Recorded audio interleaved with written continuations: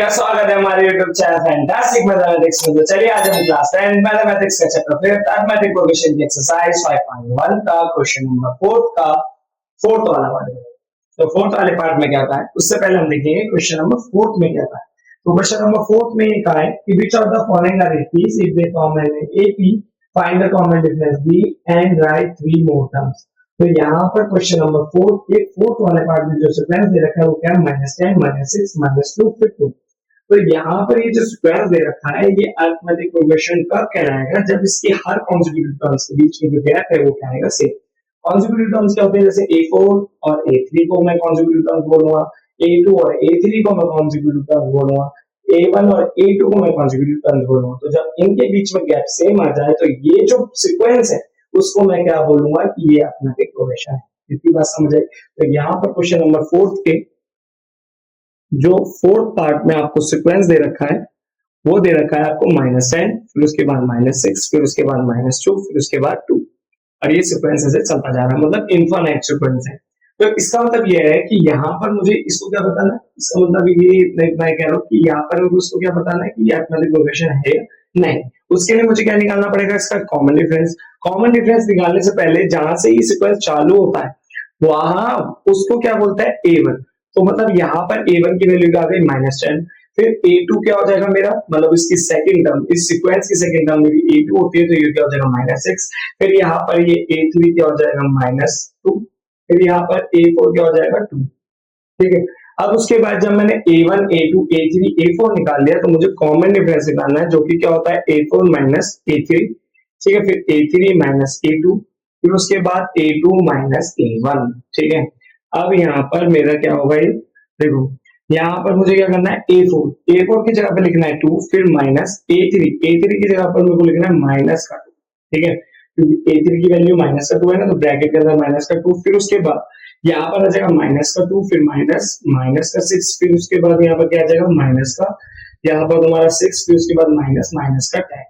अब उसके बाद क्या होगा, यहाँ पर ये हो जाएगा 2 माइनस माइनस प्लस, ये हो गया 2, ये हो गया -2 माइनस माइनस प्लस, ये हो गया 6, ये हो गया -6 माइनस माइनस प्लस, ये हो गया 10।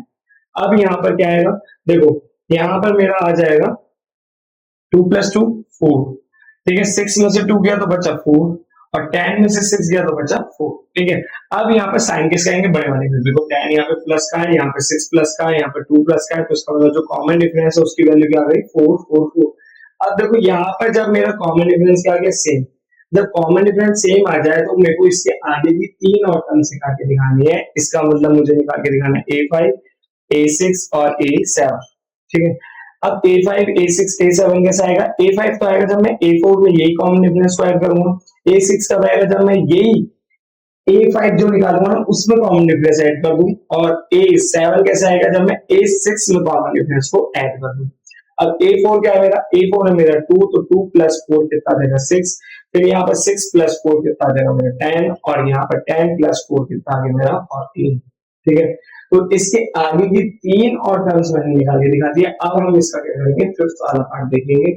फिफ्थ वाले पार्ट में जो आपको सीक्वेंस दे रखा है वो क्या है, वो आपको दे रखा है 3, फिर उसके बाद 3 + √2, फिर उसके बाद 3 + 2 √2, फिर उसके बाद 3 + 3 √2, और ये जो सीक्वेंस है वो चलता जा रहा है, मतलब इनफाइनाइट सीक्वेंस है।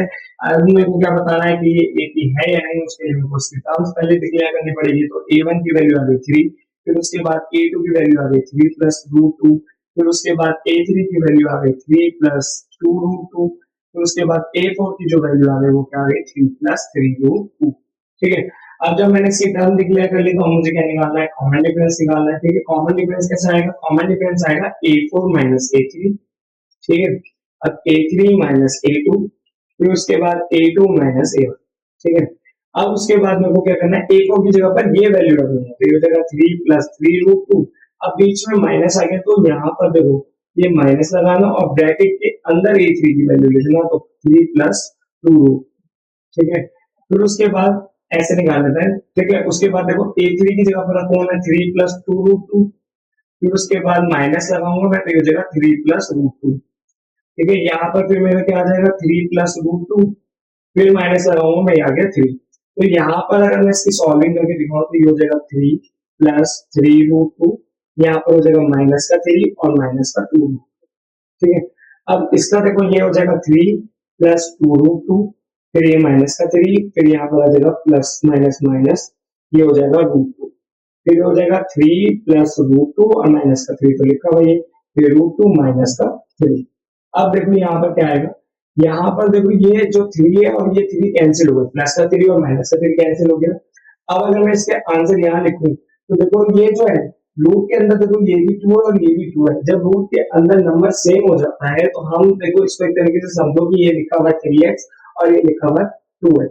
जब 3x में से 2x जाएगा तो मेरा क्या बचेगा 1x, तो मैं यहाँ पे लिख दो 1 और x आपने क्या माना था रूट, तो इसका आंसर आ गया 1 रूट, ठीक है। इसके बाद वाले का देखो आंसर ये जो क्या आएगा, देखो 3 से 3 कैंसिल हुआ, प्लस का 3 और माइनस का 3, रूट के अंदर नंबर सेम लिखा है, यहाँ कुछ नहीं है तो 1 मानते हैं, 2 में से 1 गया तो क्या बचेगा 1, तो जब भी हमारा आंसर क्या आएगा 1 रूट 2।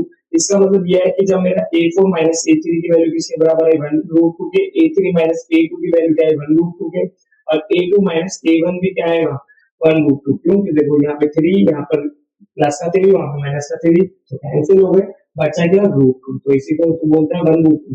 तो यहाँ पर जब मैंने कॉमन डिफरेंस क्या आ गया सेम, क्योंकि इसकी वैल्यू मैंने इन सबके जो गैप है उसकी वैल्यू मैंने किसके बराबर कर दी डी के, और ये डी हमने निकाल लिया जो कि क्या है 1 रूट 2। तो मुझे इसके आगे की टर्म्स निकालने मतलब a5 a6 और a7, तो a5 a6 और a7 कैसा आएगी, a5 तो आएगी जब मैं यही a4 में क्या करूंगा d को ऐड करूंगा, a5 में जब मैं वही d को ऐड करूंगा तो a6 आ जाएगी, और a6 में जब मैं वही d को ऐड करूंगा तो a7 आ जाएगी। अब a5 के लिए a4 क्या है, यहाँ पर देखो ये आ गया मेरा 3 प्लस 3 रूट 2, इसमें जब मैं रूट 2 का एडिशन करूंगा तो ये हो जाएगा 3 प्लस 4 रूट 2, ठीक है। तो यहाँ पे 1 तो 3 प्लस 1 कितना होता था 4। अब यहाँ पर देखो a5 की वैल्यू मिल गई 3 प्लस 4 रूट 2, इसमें जब मैं रूट 2 ऐड करूंगा तो यहाँ पर मुझे मिल जाएगा 3 प्लस 5 रूट 2, फिर उसके बाद यहाँ पर रखना है 3 प्लस 5 रूट 2, ठीक है। इसमें ऐड कर देना है रूट 2 तो ये हो जाएगा 3 प्लस 6 रूट 2, ठीक है। तो ये किसकी वैल्यू हो गई इसकी a7 की, ठीक है। यहाँ पर मैंने a5 a6 a7 निकाला है। अब हम इससे देख लेते हैं एक क्वेश्चन और, जो कि क्या है इसका 6 वाला पार्ट है। तो 6 वाले पार्ट में जो आपको सीक्वेंस दे रखा है वो क्या दे रखा है, देखो वो दे रखा है 0.2 फिर 0.22 फिर 0.222 फिर 0.2222, मतलब यहाँ पर जो है आपके पॉइंट के बाद 2 क्या है बढ़ता जा रहा है, ठीक है। तो जब मैंने यहाँ पर देखा कि जो इसका 6 वाला पार्ट है उसमें फर्स्ट टर्म क्या है, फर्स्ट टर्म है मेरी 0.2, ठीक है। और उसके बाद जो सेकेंड वाली टर्म है वो क्या है 0.22, फिर उसके बाद जो थर्ड वाली टर्म है वो क्या है 0.3/2, फिर उसके बाद जो फोर्थ वाली टर्म है वो क्या है 0.4/2। तो देखो ऐसे दे रखा है सिक्वेंस, ठीक है। अब इस सीक्वेंस में ये जो सीक्वेंस है वो एपी है या नहीं, उससे पहले मुझे क्या निकालना पड़ेगा इसका कॉमन डिफरेंस। अगर इसका कॉमन डिफरेंस सेम आ जाता है तो ये जो सीक्वेंस है वो क्या है एपी, ठीक है। इतना समझ आया। तो उसके लिए मुझे क्या करना पड़ेगा a1, जो इसका a1 है मतलब फर्स्ट टर्म वो क्या है 0.2, जो इसकी सेकंड टर्म है वो क्या है 0.22, फिर जो इसकी थर्ड टर्म है वो क्या है मेरी यहाँ पर 0.3/2, फिर उसके बाद यहाँ पर मेरी जो फोर्थ टर्म है वो क्या है 0.4/2, ठीक है। ऐसा समझ आया। अब उसके बाद क्या करना है, मुझे कॉमन डिफरेंस निकालना है, तो मतलब 0 पॉइंट मतलब a4 माइनस a3, फिर a3 माइनस a2, मैं डायरेक्ट बोल रहा था उसको, फिर a2 माइनस a1। अब उसके बाद a4 की जगह पर रखना है 0.2222, फिर माइनस 0.3/2, फिर उसके बाद 0.3/2, फिर माइनस 0.22, फिर उसके बाद 0.22, फिर माइनस 0.2, ठीक है। अब यहाँ पर क्या होगा देखो, ये जो है और ये जो है जब मैं सब्ट्रैक्ट करूंगा तो देखो ऐसे होगा 0.2222, फिर पॉइंट के नीचे पॉइंट रखा तो ये हो जाएगा 222, इसके नीचे कुछ नहीं है तो 0, ठीक है। ये सब तो कैंसिल हो गए, 2 में से 0 मतलब 2 में से 0 गया तो 2 बचा, यहाँ 0 यहाँ 0 यहाँ 0.0, तो इसकी वैल्यू तो ये है, ठीक है। अब फिर जब मैं इसका सब्ट्रैक्शन करूंगा तो देखो क्या है 0.22, इसके नीचे 0.22, इसके नीचे भी नहीं है तो 0 आ जाएगा, फिर यहाँ पर आ गया 2, ये कितना हो जाएगा कैंसिल हो गया, ये भी कैंसिल, ये पॉइंट ये 0, तो इसका मतलब इसकी वैल्यू ये है, ठीक है। फिर यहाँ पर आ गया 0.22, फिर हो गया 0.2, इसके नीचे कुछ नहीं है तो 0, यहाँ पर 2 में से 0 गया तो बचा 2, सॉरी 0 लिख रहा था। फिर यहाँ पर क्या गया 0, यहाँ पर पॉइंट ये 0। तो देखो जब यहाँ पर ये जो वैल्यू आई वो अलग अलग आई, क्यों आई, क्योंकि देखो ये जो वैल्यू है ठीक है, वो क्या है, जब 0.22 में से माइनस करा 0.22, तो पीछे वाला जो है वहां पे तो वैल्यू नहीं है, तो वो 2 आ गया। तो ये वैल्यू अलग अलग आपको थोड़ा सा लग रहा होगा कि सेम से, पर सेम है। क्यों? क्योंकि ये जब 2 को 100 से डिवाइड करोगे तो जब ये आएगा, वही 2 को जब 1000 से डिवाइड करोगे तो ये आएगा, वही 2 को जब 10,000 से डिवाइड करोगे तो ये वाली वैल्यू आएगी। तो क्या ये बराबर है? ये बराबर तो है ही नहीं। जब ये बराबर है ही नहीं तो ये कॉमन डिफरेंस जो है वो सेम नहीं है। जब कॉमन डिफरेंस सेम है तो मतलब ये जो सीक्वेंस है वो एक अरिथमेटिक प्रोग्रेशन नहीं है। अब इसका 7 वाला भी देखते हैं। ठीक है, 6 वाला देख लिया तो 7 वाला भी देखेंगे, फिर उसके बाद 8 वाला भी देख लेंगे, फिर उसके बाद हम क्या करेंगे, अपनी वीडियो को विराम करें। ठीक है, इससे आप हमारी वीडियो को लाइक कर दें, हमारे चैनल को सब्सक्राइब कर दें, अपने दोस्तों को जरूर शेयर कर दें, और जो दोस्त नहीं पढ़ रहा है तो उसको जरूर शेयर कर दो ताकि उसको समझ आ जाए और वो एग्जाम में थोड़े मार्क्स तो जरूरी है। ठीक है, अब यहाँ पर जो 7th वाला है उसमें जो सीक्वेंस है वो क्या है, देखो 0 फिर -4 फिर -8 फिर -12। ठीक है, तो यहाँ पर जो 7th वाला है, ठीक है, तो ये जो हमारा सीक्वेंस था वो 6 वाला था, जो 7th वाला है उसमें क्या दे रखा है आपको 0, फिर उसके बाद -4, फिर उसके बाद -8, फिर उसके बाद -12, फिर कॉमा, फिर ये सीक्वेंस चलता जा रहा है, मतलब इनफाइनाइट सीक्वेंस है। ठीक है, इसका मतलब ये है कि अब मुझे क्या करना है, मुझे इसकी फर्स्ट टर्म मतलब 0, फिर उसके बाद सेकंड टर्म मतलब -4, फिर थर्ड टर्म मतलब -8, फिर यहाँ पर फोर्थ टर्म मतलब -12। ठीक है, अब उसके बाद क्या करना है, उसके बाद वही कॉमन डिफरेंस निकालना है, तो वो कैसा आएगा, वो आएगा मेरा A4 -A3, फिर A3 -A2, फिर उसके बाद A2 -A1। ठीक है, A4 क्या, A4 की वैल्यू क्या, माइनस का तो है, फिर माइनस ये फॉर्मूले वाला, फिर ये माइनस का 8, फिर उसके बाद माइनस का 8, फिर माइनस ये फॉर्मूले वाला, फिर माइनस का 4, फिर माइनस का 4, फिर माइनस माइनस जो यहाँ तो 0 है। ठीक है, तो यहाँ पर आ जाएगा 0। ठीक है, अब उसके बाद माइनस का 12, देखो ये माइनस माइनस प्लस हो गया 8, ये हो गया माइनस का 8, माइनस माइनस प्लस हो गया 4, और ये माइनस का 4। ठीक है, अब देखो यहाँ पर क्या आ रहा है, यहाँ पर आ रहा है माइनस का 4, यहाँ पर भी माइनस का 4, यहाँ पर भी माइनस का 4। इसका मतलब इसका जो कॉमन डिफरेंस क्या है वो सेम है। जब इसका कॉमन डिफरेंस क्या है, सेम, तो इसका मतलब ये एक ही है। ये अरिथमेटिक प्रोग्रेशन है, तो वो भी ऐसी अरिथमेटिक प्रोग्रेशन। उसके बाद क्या करना है, इसकी तीन और टर्म निकालने, मतलब A5, A6 और A7।